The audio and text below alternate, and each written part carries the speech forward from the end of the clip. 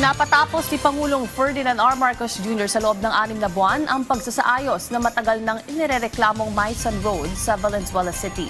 Ang kalsada ay kasulukuyang nagpapahirap sa biyahe ng mga motorista at commuters sa Valenzuela dahil ito sa butas-butas na kalsada na nagpapatagal at kumakain ng oras ng biyahe. Sinabi ni Public Works Secretary Vince Dizon na nakikipagtulungan ang DPWH sa lokal na pamahalaan ng Valenzuela para sa 24/7 construction works ng kalsada upang matapos ito sa loob ng 6 na buwan. Sisimula na sa weekend. So matatraffic lang pero ayusin natin to para hindi na kayo sa SEMPLA. Reinforced concrete na ba tayo? 24/7 muna para 6 months tayo.